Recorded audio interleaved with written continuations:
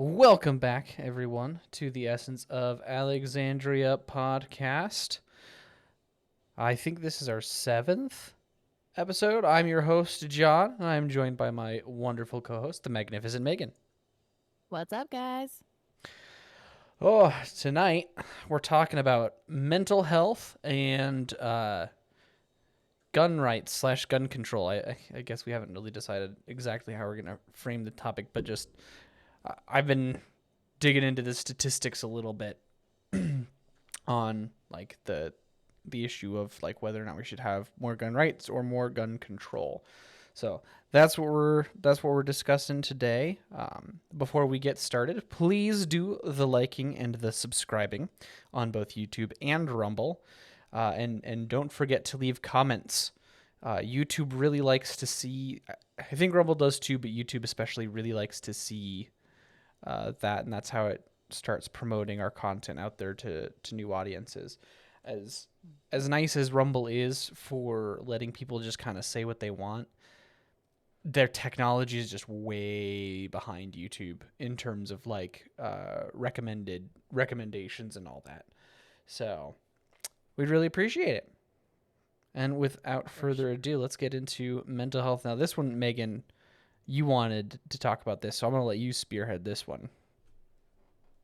Well, the reason I suggested mental health was because I really think it's the Mm-hmm. underlying issue to the gun control argument. I think Mm-hmm. that a lot of people like to turn towards the well, we don't know the mental health of those people who own the guns, and with all of the mass shootings that we've had, then there's a problem, and we should just ban everybody from having a gun.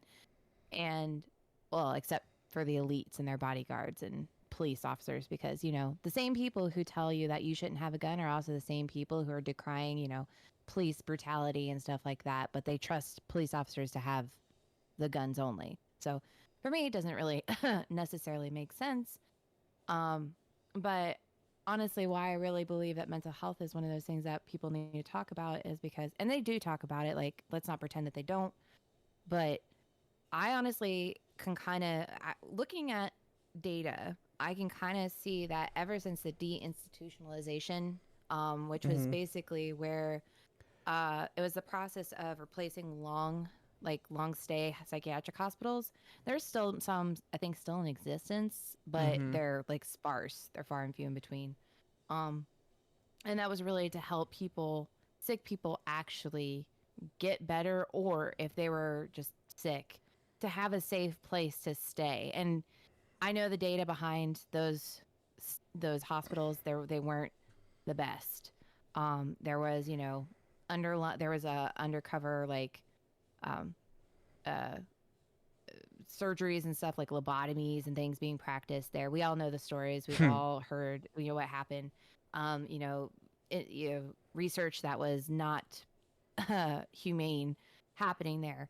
But I don't think we should have thrown the baby out with the bathwater. I think that there was a valid use for those, and I think that, again, we have to have the right people in the right place. And I think it's kind of the thing where a lot of people want to make excuses or point the finger at somebody else, but I think there's a lot, we're all culpable in a way for the current state of our society and not actually caring or taking care of people, and instead handing it over to the pharmaceutical companies, who I will curse to my grave.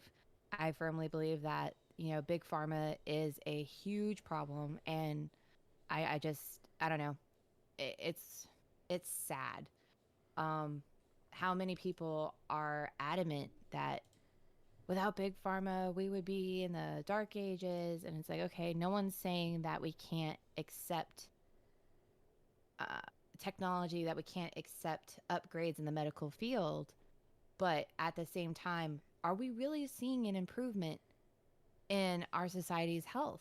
Are we seeing, and I'm pretty sure that with the statistics that we're seeing in regards to obesity, the statistics we're seeing in regards to gun violence, the statistics that we're seeing in regards to just everything. I mean, I know personally, like, I was telling you the other day, my Mm-hmm. litmus test is how people drive on the road. Oh, And I don't think I yeah, remember this.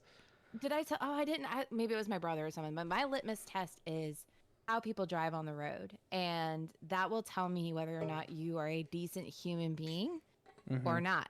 Is this And like if you're the not, shopping cart trolley dilemma? yes, Okay. kind of. So it's really silly. But I have a small strip of road outside of my neighborhood, and it goes from a 1 lane to a 2 lane for a very short period of time, and then it goes back to a 1 lane.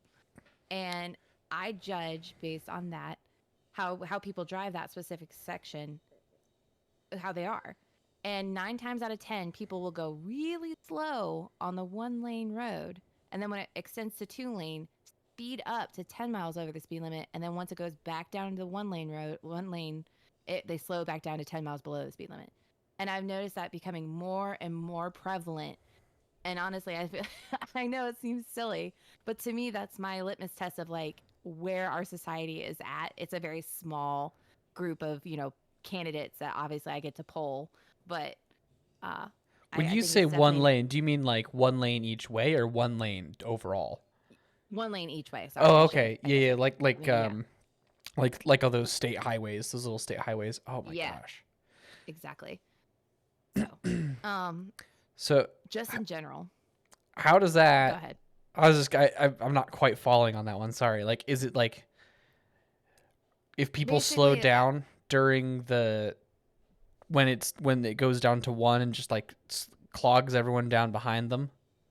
yeah, they don't want to be considerate and acknowledge that they're going under the speed Mm, limit before. Why are you speeding up now? And it's because they don't want anyone to get past them. They want to, they're very much it's about me and I'm going to do what I want on the road. Um, the basically the connection is that people have become more selfish, more self-centered, and that I think is an indicator about why our society has seen a lot more just I would say band-aid solutions, things that don't actually solve the problem, but mm-hmm. because people are selfish, they don't actually really Yeah. want to care about anyone else other than themselves. No. But people want to complain that no one cares about anybody anymore. We're actually the most anxious and depressed generation of our time, like Millennials, of because you and I are since they both started doing. millennials, or do you mean millennials or Gen Z or both? It's both. Okay. When they did the age brackets, but in particular, right now, 18 to 24-year-olds Mm-hmm. are being diagnosed with anxiety or depression at an exorbitant rate. What was it? I think I have it right here. Uh, yeah, as of February 2023, it was 18 to 24-year-olds saw a 49.9% of symptoms and diagnoses of anxiety and or depressive disorders. Um, the 25 to 49 still saw 38%, but that was pretty interesting that, it does match with what people are saying, which is that we're the most lonely, depressing, Mm-hmm. generations. So, So what's the figure for like depression diagnoses? And like do you have any particular breakdowns on that? On like um, does it break it down further demographically or is it just like this is the average percentile of depression in the United States? yeah, well, it didn't, it like anxiety and depression, it seemed Mm-hmm. to kind of go hand in hand. Like they didn't necessarily break down the figures to Mm-hmm. that degree. Um, but they did say that females are diagnosed with serious mental health conditions at higher rates than males. Um, and then it was that the what was it? That's the federal one you sent me, right? The latest federal data show that young people are more likely than old. Is it that one? Yeah, well, there's a Forbes mental health statistics Oh as yeah, yeah. well that Okay, I've got that one pulled up. yeah. Yeah, females are So diagnosed with serious mental health conditions at higher rates than males, 7% to yeah. 4.27 or 4.2% respectively. I don't Okay, here you know. go. Each year, these groups experience some of the highest rates of mental health conditions. Individuals who are multiracial is at 35.8%. Non-Hispanic white is at 22.6. Non-Hispanic American Indian or Alaska Native 18.7%, and Hispanic or Latinos at 18.4%. Um, so these are like mental health conditions like anxiety, depression. This also includes like PTSD as well, Hmm. because we are seeing veterans coming out Right. into society too and having some serious PTSD. But Because because part of me, like when we're talking about this, with the depression and the anxiety and all that, want like, I guess one of the reasons I'm curious about like the demographic breakdown is I want to look at the demographic breakdowns of single mother households, very specifically Mm-hmm. single mother households. Because like I could do a general comparison. I could probably find a quick and easy general comparison, like you know rates of Mm-hmm. depression and anxiety in young people, all right, and then rates Mm-hmm. of single mother households, and then do a quick comparison there. But part of me wants to dig a little deeper and see what's up, Yeah, just to and see I if there's mean, I'm anything sure. there. And even if I find the correlation, even if the numbers line up, that's not necessarily Yeah. conclusive. Well, Because yeah, sorry, I mean, they did say in 2020, 51.2% of U.S. females received mental health services. So, wait, I how mean, much? 51.2% of U.S. females. That was in Holy Hannah, 2020. Yeah. holy Hannah. Yep. So, I mean, we are seeing um a lot of women in particular experiencing some mental health struggles. And I'm guessing that does partly the single motherhood does probably play a part in that because it is a very stressful environment. But Mm-hmm. um, it's one of those things that again we're seeing these rates at an exponential grow at an exponential rate, and we're still I feel like we're always still talking about like the results and never like the cause. And I know there's people out there who probably are. Um, and of course, a solution is never easy to that. Like you, you're looking at millions of people who are struggling, and there's so much information out there, and there's so many different ways people do things. Um, but the solution is not to just dope them up. The solution is not to just let them take care of themselves, because like I was saying before when we were recording, I was like, why are we depending on the sick people to just cure themselves? Like, we're depending on sick people to take their medicine. We're Yeah. depending on sick people to um, be able to function like a normal adult or like a Mm-hmm. normal being in a life that they've already been struggling with. So I think that really is an underlying cause about why the gun control issue, like why that's there in the first place. You know? That could be part of it. Oh, I had a thought and I've gotten distracted. Darn it. Um, it was related to people treating themselves. What was it? Oh, gotta love it when you're recording and your brain's like stuck in the middle of it. No, what was I gonna say? It was about like, um, it was tangential to you saying that we can't, we're trying to rely on sick people to treat people. Oh, I think here it is. I think part of our society sets people up for failure right now, especially young people, because it's like, and this definitely is like, uh, definitely part of the problem, right? Because you've got a kid, he or she 16. Let's say they're 16 in the middle of high school, and they're like, all right, what do I want to do after high school, right? Because it's coming up, and they're like trying to think that through. And they're 16, and 16-year-olds are notoriously well-adjusted, disciplined, self-controlled, and intelligent people. They really know what to do with their lives. So I really hope people can sense the sarcasm. Yeah, 16-year-olds, they have no idea what they're doing. And they're in a situation where they're like going to every institution that they're supposed to trust, their Mm-hmm. education, their parents, just all of the adults in their life. And they're like, hey, uh, school, high school, public education, which we'll have to do that another topic for another time. But they're going through their high school. They don't have a lot of responsibilities, but they know like this isn't going to last forever. That there's a goal at the end of high school, and that goal is college. And everyone's like, no, you gotta go to college. You gotta go for the experience, for this, that, and the other. And we send kids off to college, um, and they don't know what they want to do. They haven't like actually thought about it because they've just been being kids, which is fine.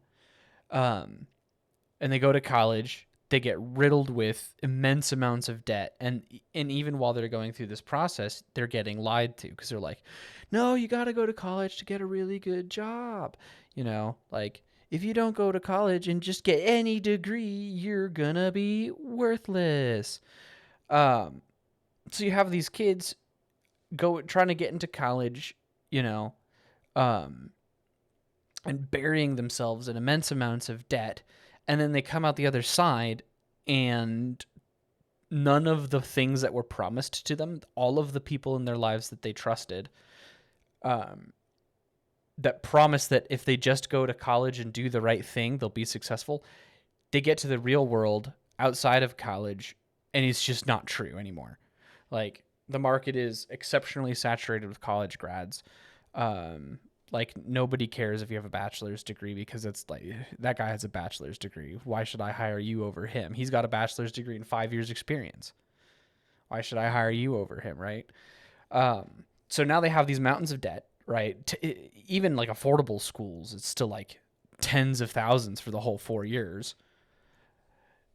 And they get a job that pays maybe $35,000 to $40,000 out the gate, which that's not before COVID that wouldn't be the worst job in the world, but it's still not what like high school counselors and their parents and all the people around them promised.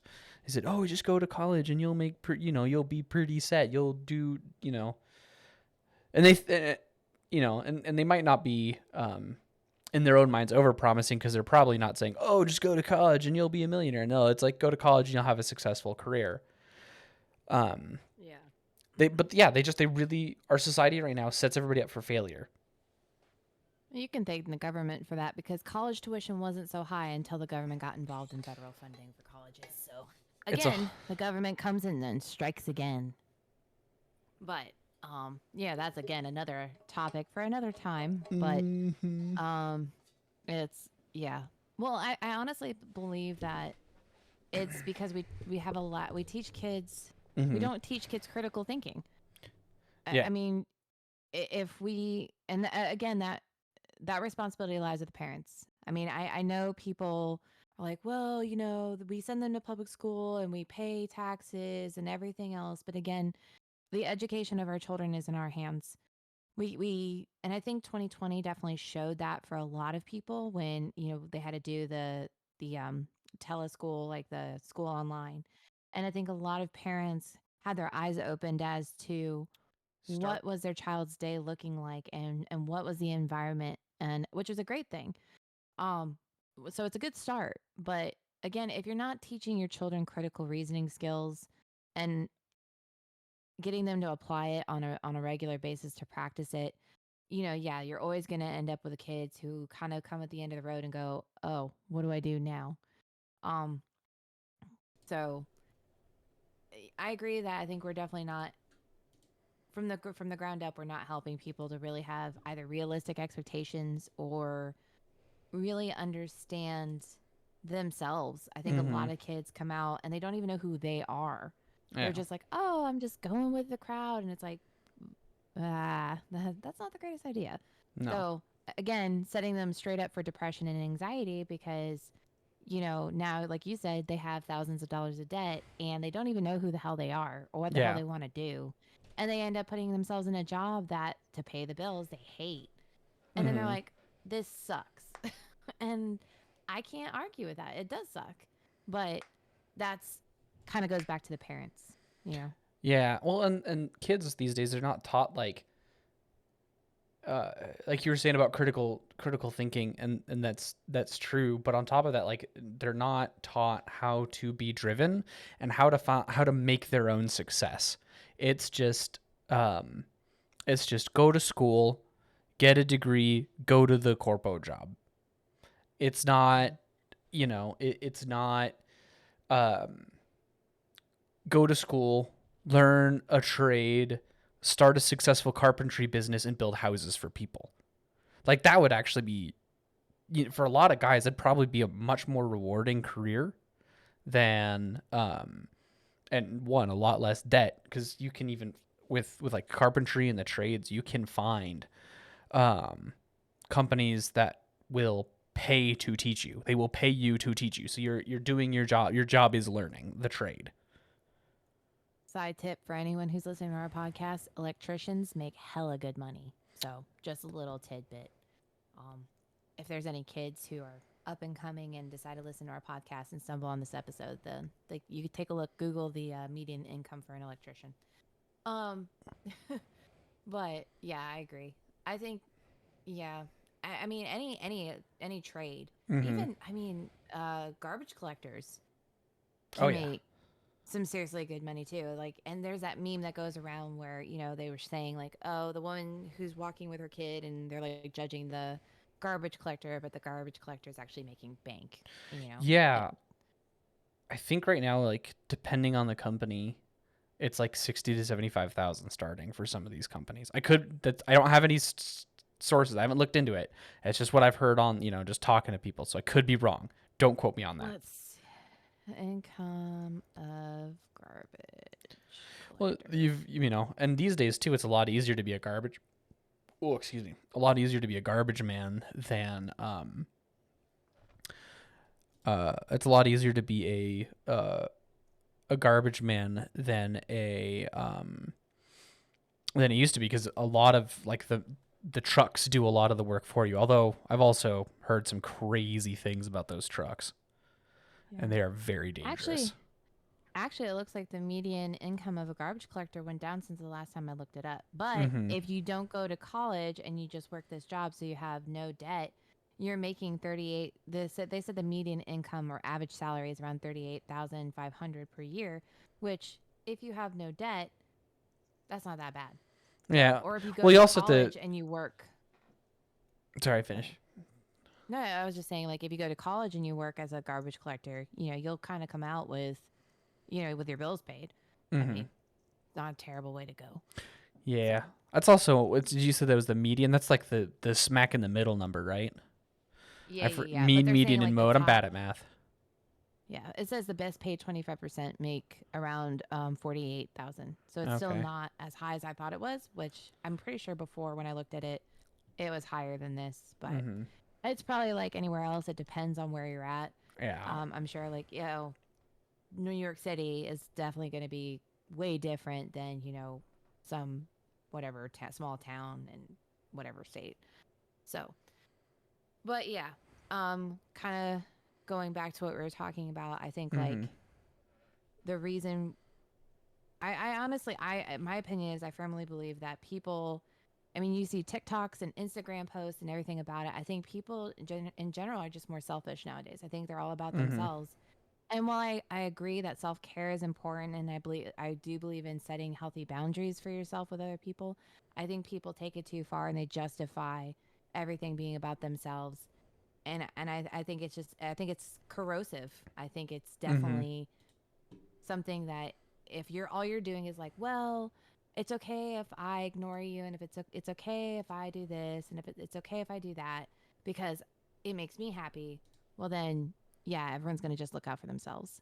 And I think that mental health wise, that's why we're seeing a massive decline in our society and how they're feeling about the world around them and themselves. So, but Yeah.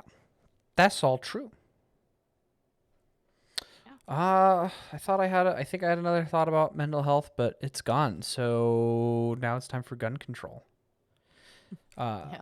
and how terrible it is. Like, Uh, I'm just gonna start on this point because it popped up in my Twitter feed, or I guess X feed. Darn it, Elon. Um, there's this video floating around on Twitter right now. X. Gosh darn it. Um, and whatever it's called now. it's a bunch of 12, like it's a bunch of like teens in like high school, urban youths as they're often described. And they're showing off their Glock handguns. Now it's already illegal for kids that young to be to have unsupervised possession of handguns like that. So that's already illegal. But if you know anything about guns, which I happen to dabble in the hobby, there's a little attachment on the back of these Glocks that these kids are showing off in this video. That attachment takes a normal Glock handgun that is semi-automatic, which means it fires one round each time you pull the trigger, and it will not fire again until you release the trigger and reset the action. These Glocks have a little extra thing on the back that there's a little extra button, and if you press that button, they'll go full auto. So you hold the trigger down, and it goes until the gun's empty or you release the trigger, turning it into a machine gun. In the United States, contrary to what a lot of people think, machine guns are actually extraordinarily regulated. In order for a civilian to own a machine gun, there's one of two options. You find one that was manufactured before 1986, and you go through what's called the NFA process. The NFA process is you take your fingerprints, you take some passport photos, and you fill out an ATF Form 4. You send off a copy of all of these, all the things I described, one to the ATF, usually with a $200 check, or with your credit card information where they will charge you $200, and you send another copy off to your chief local law enforcement officer. So that's your sheriff. Then the ATF sits on their bottoms for 9 months to a year and a half before they decide whether or not they want to take your check or your credit card information, take the $200 and give you, literally it's a stamp. Like they just send you back a piece of mail with a stamp. And if you have that stamp, now you get to own your machine gun. But since you can't own one manufactured before 1986, civilian legal machine guns cost, I think the cheapest ones are Mac 11s or Mac 10s, which, most people know from pop culture, little machine pistols. I think those go for anywhere around $5,000 to $10,000. Anything more advanced than that, you start getting into the tens and 10,000 plus. And these are for machine guns that have been around since 1986. Anything after that, you have to get your federal firearms license, which has to have a business purpose. You can't just go to the government and say, I would like a federal firearms license, please. They're going to be like, okay, what are you going to do with it? And if you don't do anything with it, they take it away. So you can't just have an FFL for collection purposes. Well, there's technically one point, but that's getting too niche. You have to get a federal firearms license, and you have to get a special occupation tax 07. If you have all that, then you can buy machine guns. And that's I think it's like a $500 tax every year that you have to pay. You have to be doing business. So most FFLs with an 07 SOT, which is that special occupation tax, most of them, they're either storefronts, normal storefront selling guns, or they're doing sale and law enforcement stuff. So those are the guys that get the machine guns. But that's what you or I have to go through to get a Glock switch. We have to go since they're manufactured after 1986. We have to go through all those hurdles, pay insane amounts of money. I think, $500, I think, annually. And be running a business of sorts to own a machine gun. But these kids in Chicago they just have them. So all I'm saying is I would like the same right to untaxed machine guns, untaxed and unregistered machine guns as 12-year-old Chicago kids. That would be nice. My rant's over now. Yeah. No, it's good. Yeah, I don't think that people who pose gun control arguments they don't ever really come to the table with the information at hand, or any logic for that matter. Again, criminals aren't going to obey the laws. No. Um, and so again, the only reason why people would propose gun control laws is Mm-hmm. to make law abiding citizens have to be concerned for their well being and their safety, because Mm-hmm.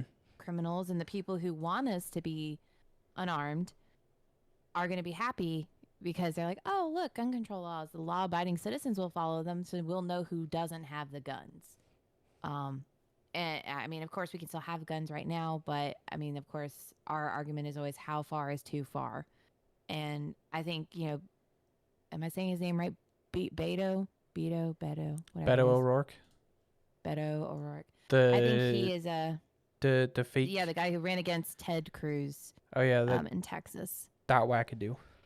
Yeah, I think people like him show that that enough is never enough for them. They want to take it all the way. Uh, Not really sure that is viable. But honestly, when you suggested gun control, I as a topic, I went back because of course I like to, as our other episode, the alien episode showed, I Mm-hmm. like to kind of go back to the beginning a little bit. Um, so I wanted to look up the history of gun control, and honestly, this is probably where I would concede a little bit to people who, if they did support gun control, if they kind of appealed back to this a bit, but many don't, and it still wouldn't necessarily support their argument. Mm-hmm. Um, but I was looking, and honestly, there has been measures of gun control in our country since our Constitution. Mm-hmm. Um, so, like going back, they were talking about how there were laws about uh, criminalizing the transfer of guns to Catholics. Apparently, was a thing at one point. I did not know that. Oh yeah. Of course, yeah, enslaved people, indentured servants couldn't have guns. Knew that I knew that one, but Mm-hmm. yeah, regulating gunpowder storage. Um, Apparently, Boston at one point banned loaded guns in people's houses. Like they couldn't have their guns loaded. It had to be unloaded. I was like, oh, okay. So there is. I guess this is their premise for their arguments, maybe a little bit. Like it gives some sort of validity, but even so, I think it's been very clear that you know gun control is a very nuanced subject. Um, and I don't know if we will ever come to a reason. Like I don't think there's ever going to be a time where everyone on both sides of the aisle are like, okay, we're good, checks out, we're happy. You know, I think this is just something we as people are going to fight about forever. Yeah. Well, you're probably right there. I think the bulk of it though really is just a lack of understanding because like I'm a big gun guy. I know I said I dabble in the hobby. No, it's like my thing. I really like guns. Um, gun law is something that I've been getting into. One of my favorite YouTube channels is it's called FUD Busters. It's Foxtrot Uniform Delta Delta FUD, like Elmer Fudd from Looney Tunes back in the day. Um, Hosted by Matthew Larosiere, who is he's a civil rights attorney essentially, and he does uh, gun rights stuff is the bulk of what he does.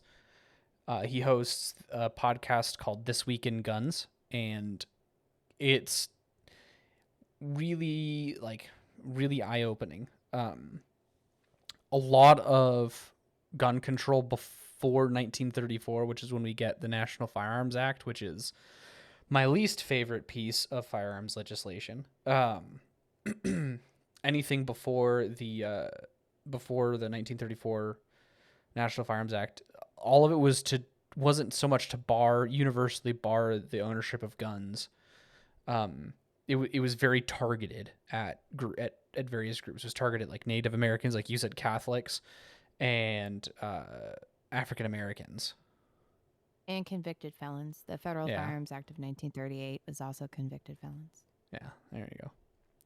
Yeah. So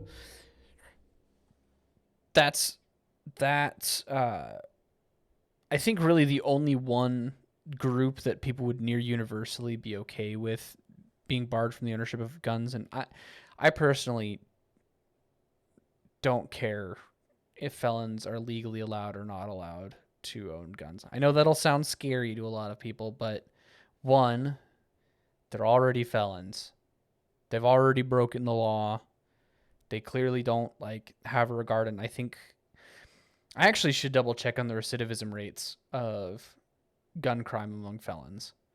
Um, Recidivism being like how likely they are to commit the same crime. So I would like to see that.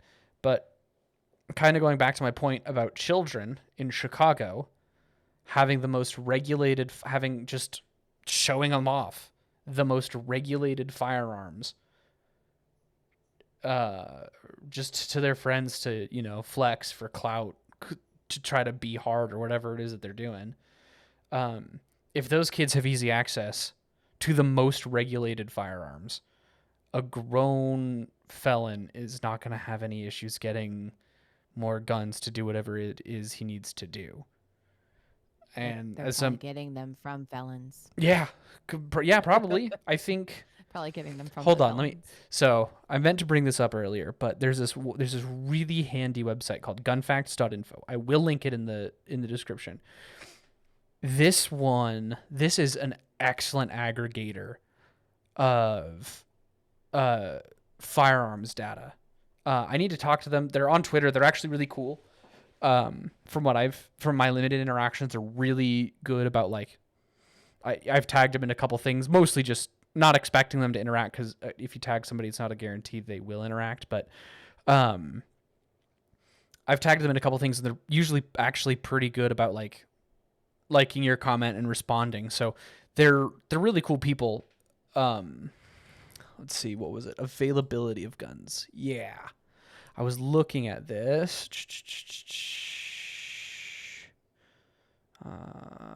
Where's hold on, was it no. Their website could use a little updating. It's a little dated, but again, it's such a great aggregator of it's such a great aggregator of data that it's really really good to look through. Now, where was federal gun crime prosecution, social causes of gun violence, gun buyback programs?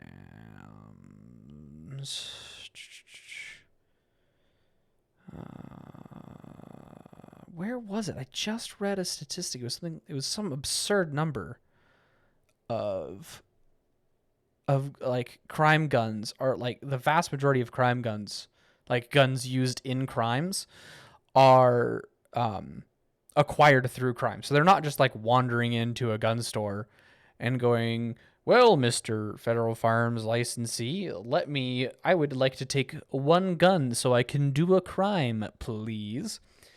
They're getting them through things like straw purchases, which is where a straw purchase is where you basically have somebody buy a gun for you and do the background check for you, and it doesn't really matter what reason. Like even if you're a legal possessor of firearms, and you're not gonna like fail a background check if you just like say to your buddy, "Hey, could you go pick up this gun for me?" That would be a straw purchase. But it's targeted at like a felon hanging out outside the gun store and being like walking up to a dude and going, "Hey, I'll pay you $50 if you go into that gun store, and I'll pay you $50 plus the cost of the gun if you go into the gun store and buy this gun." Yeah. Because they know they can't pass the background check, but they want the gun. So most guns are acquired illegally. Like it's some. I just wish I could find it. That's the end of that page. Well, I think to your point, I think the point is like people are not stupid. People are going to Right. find a way to figure out a solution to their problem. And if their problem is, I want to get a gun, they're Mm-hmm. going to figure out a solution to it. On I've loved this page so far. It's called procon.org. It's by Mm-hmm. Britannica. And it's on gun control. And so they made a good point on here and the con against gun control argument, which is that Mexico has some of the strictest gun control laws in the world, and yet they have seen an escalation in gun murders over the past decade. Mm-hmm. Um, so it's again, people will find solutions to their problems. It doesn't matter how much gun control. I mean, Chicago, like you were saying, is one of the strictest. They have some of the Mm-hmm. strictest gun control laws in the And they country. have the most But regulated guns, just yeah, in plenty. yeah, exactly. So it's like, again, people are not dumb. I don't know why people act Mm-hmm. like they are, but people will figure out solutions. Even kids. I mean, kids can obviously do this, and I mean, I was. How many kids are underage and still obtain alcohol? I mean, Right. again, rules are there, and kids or people will just generally find a way to get around them. And that's again, that's why it goes back to the human condition, which is Mm-hmm. what I was talking about with mental health, because Mm-hmm. I firmly believe like if these 12-year-olds were a little bit more mentally stable, I don't think any of them would be waving around Glocks. Again, if parents were doing their job to make sure that Mm-hmm. they were taking care of their kids' mental health, I don't think they'd be waving around Glocks for clout, because again, that's not going to get you clout. Maybe in this the society that you're rolling around in, but is that the kind of society that you want to be keeping? Yeah. And it That's goes back to that. a lot of the vast majority of uh like violent gun crime in the United Hmm. States is I wouldn't strictly link it directly to uh mental health, but it's gang stuff. Now, I mean, there are problems with gangs. A lot of gangs are formed by young men who have absent fathers. Yeah. Um, I'll see if I can find more resources for that. I could be wrong. That's just kind Uh, of. well, they typically, I mean, I think from what I remember, Mm-hmm. they all their backgrounds have shown chaotic or dysfunctional or abusive family lives, Right. and which is why gangs give them a sense of comfort and community, because And they've never structure. known that in structure, discipline, and that's what a gang provides, which is why Mm-hmm. it's so alluring to men or boys who are growing up without that environment at home. Yeah, and it kind of appeals to the young man sense, like you see that gangbanger, that OG, the original gangster, that guy that's been around for a long time and has done, has come up the hard way, to be polite. And he's walking around and he's got his gun and he's got more confidence than this poor young kid, and they see that and they go, oh, I want to emulate that, and so they Or they also see, fall into that. yeah, they see him with his gun and they see him with all of his money and his nice car, and Mm-hmm. yeah, because they don't have that environment at home. They see that as the way, their meal ticket to having a better life, having the things that they want. And so subconsciously they attach the two, like, oh, Mm-hmm. I've got to carry a gun and do all this stuff in order to have a nice car Yeah. and have all this money. So, yeah. Yeah, But the funniest source for that actually is a study that Lego did. I need to dig deeper into this, but there was a study that Lego was trying to increase their sales of their brick system, um, increase their sales to girls, and in like when they were observing children and how they played, little boys, when um when playing with like a Lego Batman, mhm, they would like they look up to the Batman figure and they want to become like the Batman figure, right? So they want to become Batman. So they learn all about Batman. They do whatever they need to do to kind of emulate Batman. Whereas little girls, they would turn Batman into them. They would take the little mhm, Lego Batman figure and he's a housewife. Now he's whatever they are. Uh, yeah.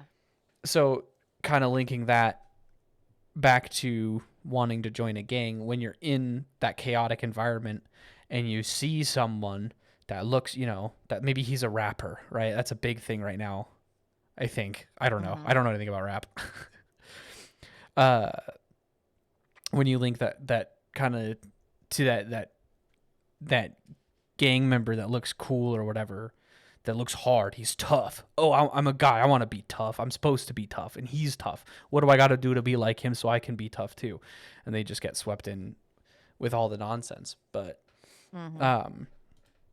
another thing, I'm gonna try to make this point fairly quickly because, as always, I want to keep these episodes closer to 45 minutes. But Megan and I can talk.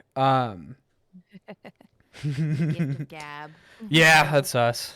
I blame it on my English heritage. The English are very conversational people, and that's where the bulk of my heritage comes from. Because all of us Americans are Euromutts, but I digress.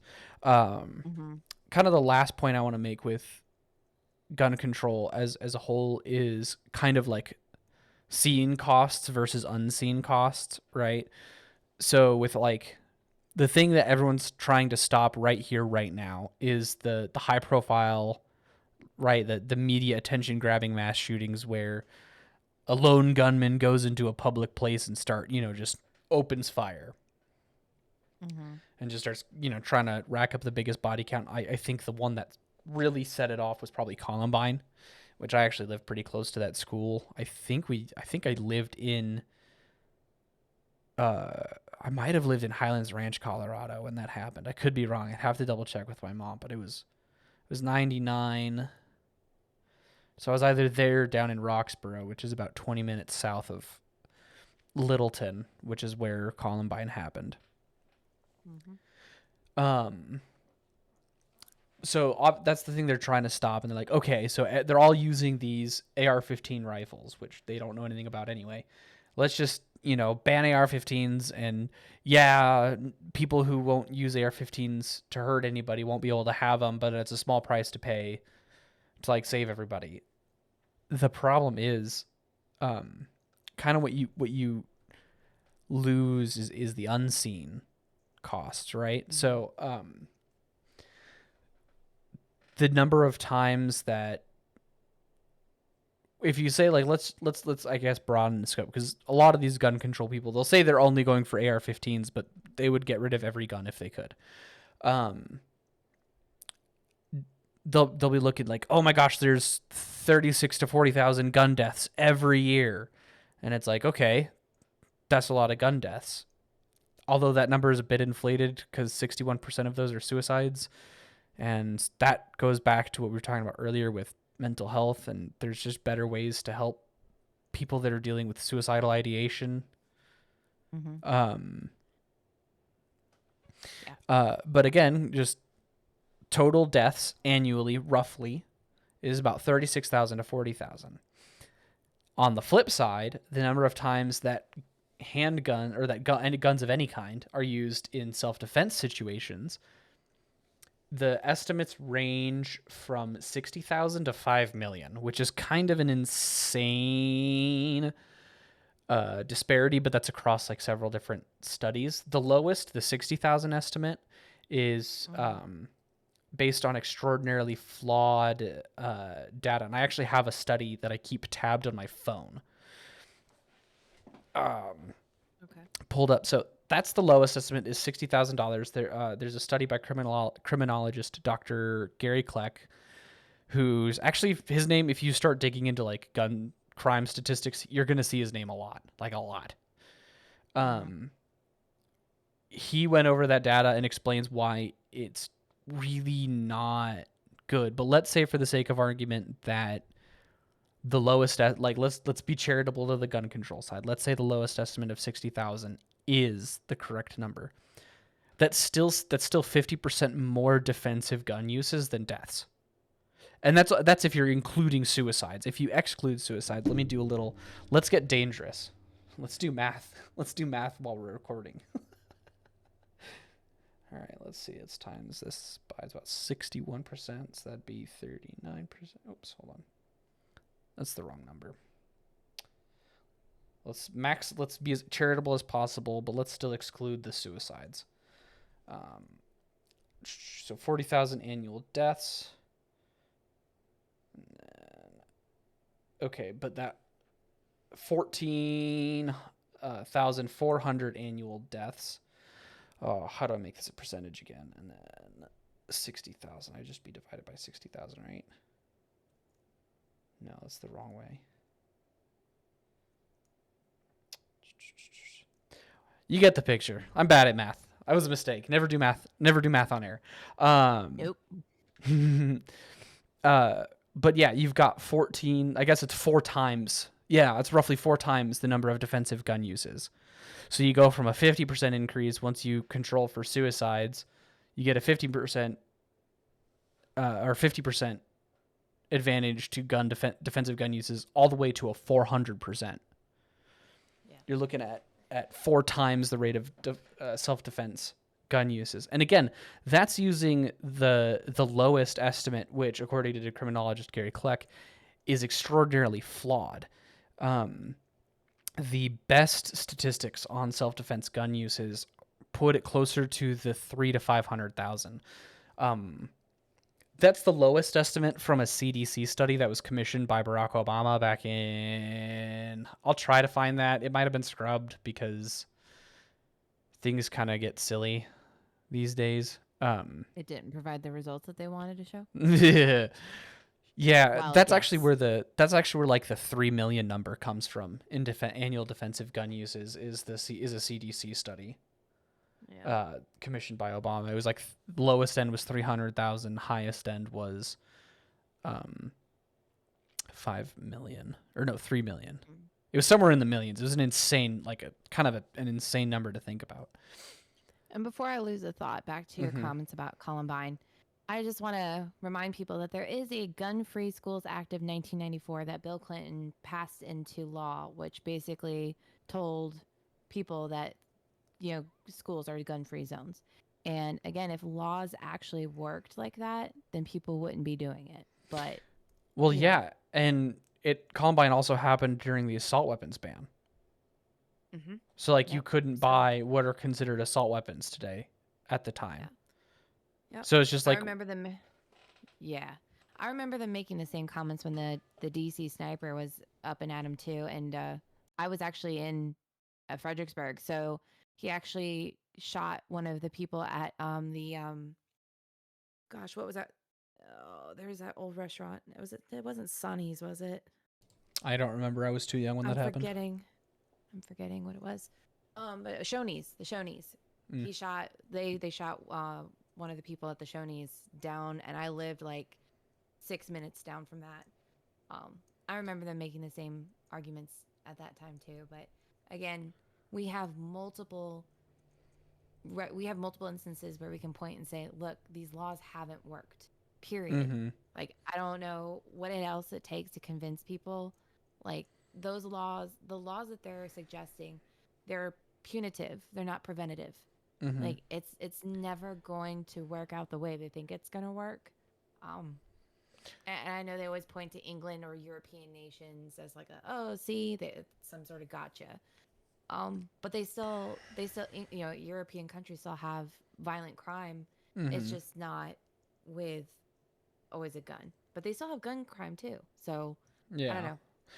Well, there's also just really different social conditions. They don't have the urban projects that we have. Like they don't have the same history as the United States. And a lot of the same No, socioeconomic issues that go into a lot of the challenges we face in urbanization. yeah, but I don't want to say, I don't think we should say entirely that they don't have any like urban project areas, because there are in fact quite a few areas where, especially, and not to speak ill of any one group that lives in those environments, but they have like a large amount of immigrant Muslim like communities where, like, I mean, they even have articles about those are no-go zones, because you can't, as a white European, go down those streets safely. Yeah, I But think Sweden has grenade attacks. That seems to be a uniquely Swedish thing. As well, it's not a Swedish thing. It's a thing unique to Sweden for certain reasons that we'd probably get banned on YouTube for talking about. yeah. I was sorry, I was looking up the the Mm-hmm. no-go zones that I was talking about specifically. I was trying to find an article that I could send you so you Mm-hmm. could link that so people don't think I'm just talking out of, thin air. But Or derriere. um Part of me wants to yeah, say that ass isn't a bad word because it's in C.S. Lewis's writings, and C.S. Lewis and is it's in like the pin. scripture. Yeah, C.S. Lewis is like the pinnacle of ultra conservative homeschool writing, and he says ass, so I'm not sure it's really a bad word. Mhm. Oh, yeah. um, yeah, just kind of like in general, the whole idea. I mean, just again, costs versus benefit. Um, when it comes to gun control, even if we did say that we could stop these kind of high profile type mass shootings like Columbine, Pulse nightclub, Sandy Hook, so on and so forth, right? Even if we could stop those with a gun ban, um, there's no evidence that would stop violent crime at all, or even like gun crime at all. Because again, going back to Chicago, the 12, the teens with machine guns. If you can't stop teenagers, a group of them, from getting Glock switches, how are you gonna stop this entire country from anybody who wants to harm anybody from getting whatever they want to do it? Especially now with 3D printers, um, you basically not only do you have to ban guns, but you have to ban 3D printers and the sale of ammunition. Like you have to ban the Mhm. entire industry. You have to make Yep. guns not a thing. Yep. Yeah, and there's already so many of them that they don't have the resources or the people to be able to. I mean, you're gonna have to go door to door and confiscate, and I don't think that's a viable solution, at all. Right. Well, It would then just, you just have a gun violence of a different sort, right? yeah, Because yeah, there are two, like, you have estate agents going door to door trying to collect firearms. The vast majority of people, like, you would actually just start a second civil war overnight if you did that. It's actually impossible. And because what would happen is agents start going door to door, and they might start in places where it's fairly safe for them to do it, like New York and California and Massachusetts. But then shots are going to start being fired. And at first, it's just going to hmm be a couple lone guys who just didn't want to turn over their guns and were like, F it, I'm going to go down in a blaze of glory. And then there's a little gunfight with them. But the people that loved those people are going to be like, hang on a minute. Is this really worth it? And then you're going to start seeing groups form, right? People banding together. So when it's like, hey, I got cops at my door looking to take my guns, his buddies are going to show up. And now you have like pitched gun battles between state agents and gun owners. And then yeah, it just spirals out from there into a full on a second American Civil War, second American Revolution, however you want to frame it. Um, you know, good or it yeah. doesn't even matter if you think one side or the other is good or bad. That's just what will happen if you try to go door to door taking guns. Oh yeah. Is it almost bad of me to be kind of like find a little bit of joy in imagining what it would look like when they go to like primarily African American communities and start trying to confiscate? Is it No, terrible that I'm no, like, Megan, you're not allowed to because notice. You're not allowed to I'm notice. Noticing is sorry, because it would strictly be. forbidden by our overlords at YouTube. I mean, because we're just going back to Jim Crow laws, and I mean that. How would they reconcile their very apparent contradictory views? I mean, I don't know. It brings me a little bit of joy to try to imagine what that would Just look like. watching them. Um, I'm gonna for Fumble YouTube their way through. overlords listening. I'm gonna clarify. She's not saying she's finding joy at like anybody getting hurt. She's finding joy in in the In the mental ideological mess. strain. Yeah, Yeah, in the in the mental ideological strain. mess gun Yeah. controllers and Yeah. leftists have themselves in. That's a perfect place to end. Thank you guys so much for listening. As always, it's been a joy. Don't forget to like, subscribe, leave comments, share with your friends. We really appreciate it. Have a wonderful evening and God bless.